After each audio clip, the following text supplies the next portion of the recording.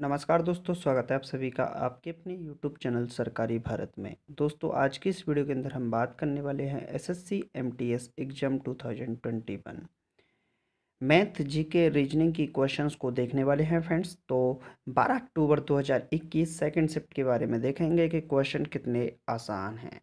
दोस्तों, ये सभी एक्सपेक्टेड क्वेश्चंस हैं। ठीक, तो आप लोग चैनल को सब्सक्राइब कर लीजिएगा। अगर आप एसएससी एमटीएस के स्टूडेंट हैं, SSC MTS staff selection commission multitasking staff की भर्ती की तैयारी कर रहे हैं और इस बार सिलेक्शन लेने चाहते हैं, सीरियस कैंडिडेट हैं, वास्तविक रूप से आप पढ़ने वाले अभ्यर्थी हो, तो आप हमारे चैनल को जरूर सब्सक्राइब कीजिएगा। ठीक, आपका जो पेपर है वो 5 से 20 अक्टूबर के बीच में चलने वाला है, तो उसके 2 दिन बाद ही हम 22 अक्टूबर से आपके लिए डेस्क्रिप्टिव पेपर की तैयारी शुरू कर रहे हैं, जिसमें आपको सिखाया जाएगा टायर 2 के लिए ऐसे और लेटर राइटिंग कैसे लिखा जाता है। सेलेक्टेड स्टूडेंट के द्वारा बताया जाएगा कि उन्होंने कैसे लिखा था। चलिए फ्रेंड्स, सबसे पहले हम क्वेश्चंस को देख लेते हैं। तो दोस्तों, पहला सवाल है जो कि एवरेज का है, मैथ का क्वेश्चन है। एक क्रिकेटर ने 8 मैचों में 52 रन की औसत से रन बनाई। पहले 5 मैचों का औसत 50 रन था। पिछले 3 मैचों का औसत क्या है? देखिए, 8 मैच हैं, 8 मैचों का औसत कितना है? 52 रन है। यानी कि हम बात करें 8 मैचों के औसत की, तो कुल मिला के 52 रन इसका क्या है? औसत। तो 8 मैचों का कुल योग कितना होगा? 8 दूनी 16, 8 पंजे 40, 40 और 1 41। कुल मिला के योग कितना हो गया? 8 मैचों में कितने रन बनाए? 416 रन बनाए। पहले 5 मैचों का औसत कितना है? 50 है, तो 5 का गुणा करेंगे 50 से, यानी कि कितना हो गया? 250 हो गया। तो कुल मिला के 8 मैचों में 416 रन बनाए, 5 मैचों में 250 रन बनाए। तो बचे 3 मैचों में कितने बनाए? तो हम इसको घटा देंगे 6, 11 में से 5 गया तो 6 और ये बनेगा 1। तो यहाँ पर बना 166 रन, यानी कि 3 मैचों के कितने आ गए? 166 रन। अगर हमें एवरेज निकालना हो भैया, क्या निकालना हो? एवरेज, तो 166/3 भाग लगाएंगे भैया। 3 पंजे 15, क्लियर है, और 3 पंजे 15, 3 तिया 9, 3 तिया 9, यानी कि 55.33। क्या आएगा? 55.33। तो पिछले 3 मैचों का जो औसत है वो निकल कर आया 55.33। चलिए फ्रेंड्स, नेक्स्ट क्वेश्चन देख लेते हैं। नेक्स्ट क्वेश्चन है दोस्तों, किस देश ने Rudram first anti radiation missile का सफल परीक्षण किया है? देखिए, एंटी रेडिएशन मिसाइल का सफल परीक्षण किस देश ने किसने किया है? किस देश ने किया है? तो ये किया है अपनी इंडिया ने। किसने किया है? इंडिया, यानी कि भारत ने इसका सफल परीक्षण किया है। भारत की डीआरडीओ आन वन सान defence research and development organisation के द्वारा इसका सफल परीक्षण किया गया। चलिए फ्रेंड्स, नेक्स्ट क्वेश्चन देख लेते हैं। नेक्स्ट क्वेश्चन है दोस्तों, काली मिट्टी किस फसल के लिए सर्वाधिक उपयुक्त है? देखिए, काली मिट्टी किस फसल के लिए सर्वाधिक उपयुक्त है? तो ये जो काली मिट्टी होती है, सबसे ज़्यादा उपयुक्त होती है कपास की खेती के लिए। किसके लिए? कपास की खेती के लिए होती है। किसके लिए? कपास की खेती के लिए होती है। चलिए फ्रेंड्स, नेक्स्ट क्वेश्चन देख लेते हैं। नेक्स्ट क्वेश्चन है, किस राज्य सरकार ने ई ग्रंथालय का शुभारंभ किया है? तो इसका सही जवाब है दोस्तों उत्तराखंड ने। किसने? उत्तराखंड राज्य ने ई ग्रंथालय का शुभारंभ किया है। चलिए फ्रेंड्स, नेक्स्ट क्वेश्चन। चलिए, आप लोगों के लिए क्वेश्चन, उत्तराखंड के वर्तमान में मुख्यमंत्री कौन है? कमेंट बॉक्स में बताइएगा। देखते हैं आपकी तैयारी कितनी अच्छी है, कौन कौन इसका जवाब दे पाता है। नेक्स्ट क्वेश्चन है, भारत में डिजिटल इंडिया प्रोग्राम कब शुरू किया गया? देखिए, डिजिटल इंडिया प्रोग्राम की बात करें तो भारत में ये 2015 के अंदर इसकी शुरुआत हो गई थी। कब हुई थी? 2015 में डिजिटल इंडिया प्रोग्राम की शुरुआत भारत में हो गई थी। नेक्स्ट क्वेश्चन है, 2021 महाकुंभ मेला कहाँ आयोजित किया जाएगा? सबसे बड़ा क्वेश्चन है कि ये जो कुंभ का मेला है ये कब कब लगता है? तो प्रत्येक 12 वर्ष बाद लगता है। कहाँ कहाँ लगता है? तो ये नासिक के अंदर लगता है। कहाँ लगता है? नासिक के अंदर लगता है। उज्जैन के अंदर उज्जैन का मेला लगता है महाकाल के मंदिर पर। आपका हरिद्वार में तो लगता ही लगता है। फिर इसका ये प्रयागराज के अंदर लगता है। तो हरिद्वार में लगने वाला है 2021 का महाकुंभ का मेला। चलिए फ्रेंड्स, नेक्स्ट क्वेश्चन देख लेते हैं। नेक्स्ट क्वेश्चन है, एलपीजी का सही पूर्ण रूप क्या है? देखिए, एलपीजी हमारे सभी के घरों में पाई जाती है, यानी कि जो गैस सिलेंडर होता है। ठीक, इसको बोलते हैं द्रवित पेट्रोलियम गैस। क्या बोलते हैं? द्रवित पेट्रोलियम गैस। इंग्लिश में बोलते हैं इसको लिक्विफाइड पेट्रोलियम गैस। क्या बोलते हैं? Liquefied petroleum gas. यहाँ से एक क्वेश्चन और पूछा जाता है कि जो एलपीजी होती है, एलपीजी के अंदर क्या आती है? बदबू आती है। जैसे मान लीजिए घर में कोई सिलेंडर है, थोड़ा सा भी लीक हो तो बदबू आती है ना, किसके कारण आती है? ये क्वेश्चन पूछा जाता है। तो ये आती है मिथाइल मरकैप्टाइन के कारण। किस कारण आती है दोस्तों? मिथाइल मरकैप्टाइन जो होता है, इस मिथाइल मरकैप्टाइन के अंदर इसके कारण इसमें क्या आती है? बदबू आती है। चलिए फ्रेंड्स, नेक्स्ट क्वेश्चन देख लेते हैं। नेक्स्ट क्वेश्चन है रीजनिंग का, आसान सवाल है, कोई भी स्टूडेंट इसको निपटा देगा। देखिए, कॉमरेड्स को लिखा जाता है DQPV FGLA। तो हम देखेंगे यहाँ सी को क्या लिखा है? D, यानी कि +1 किया है। भाई सी कितने पर आता है? 3 पर, और D आता है 4 पर, तो +1। O आता है 15 पर, और Q आता है 17 पर, यानी कि प्लस का 2 हो रहा है। क्लियर है? M आता है 13 पर, P आता है 16 पर, यानी कि प्लस का 3 हो रहा है भैया। R आता है 18 पर, और V आता है 22 पर, यानी कि प्लस का 4 हो रहा है भाई। A आता है 1 पर, और F आता है 6 पर, यानी कि प्लस का 5 हो रहा है। D आता है 4 पर, और J आता है 10 पर, यानी कि प्लस का 6 हो रहा है। E आता है 5 पर, और L आता है 12 पर, तो प्लस का 7 हो रहा है। S आता है 19 पर, और A आता है 1 पर, यानी कि प्लस का 8 हो रहा है। तो यहाँ देखोगे 1 2 3 4 5 6 7 8 इस तरीके से सभी के सभी नंबर ऐड हो रहे हैं। तो हम यहाँ भी क्या करेंगे? ऐसे ही कर देंगे। MACHINE,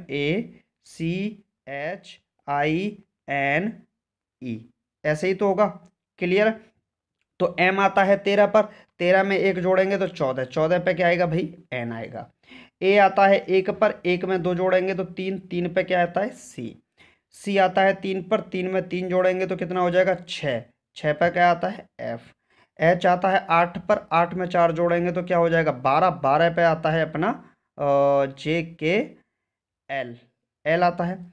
I आता है 9 पर, 9 में 5 जोड़ेंगे तो 14, 14 पे क्या आता है? आपका N आता है। N आता है 14 पे, 14 में 6 जोड़ेंगे तो क्या होगा? 20, 20 पर आता है T। E आता है 5 पर, 5 में 7 जोड़ेंगे तो कितना हो जाएगा? 5 में 7 12, 12 पे आता है L। क्योंकि सब में क्या हो रहा है? +1 +2 3 4 5 6 7 ऐसे ऐड करने हैं ना, तो क्या बचेगा? NCFLNTL, ये आपका सही जवाब हो जाएगा। चलिए फ्रेंड्स, नेक्स्ट क्वेश्चन देख लेते हैं। नेक्स्ट क्वेश्चन है, 4 बहनों की औसत आयु 7 वर्ष है। यदि माँ की आयु शामिल कर दी जाए तो औसत आयु 6 वर्ष बढ़ जाती है, तो माँ की आयु क्या है? देखिए, 4 बहनों की औसत आयु कितनी है? 7 वर्ष, यानी कि 4 बहनों की आयु का योग कितना है? 4 सत्ते 28 वर्ष। क्लियर है? यदि माँ की आयु को जोड़ दिया जाए, यानी कि 4 से 4 बहन और 1 माँ, यानी कुल कितने हो गए? 5। औसत कितना बढ़ जाता है? 6 बढ़ जाता है। पहले औसत कितना था? 7, अब 6 बढ़ गया, यानी कि 13 हो गया। क्लियर है? तो 13 पंजे 65। क्लियर है?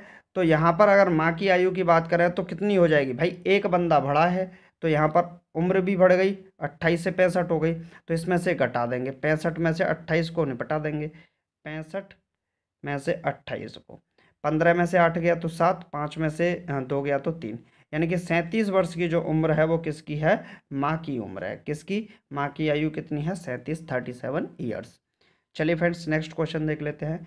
नेक्स्ट क्वेश्चन है, लावड़ी नृत्य किस राज्य में किया जाता है? ये बहुत ही ज़्यादा इम्पोर्टेंट है।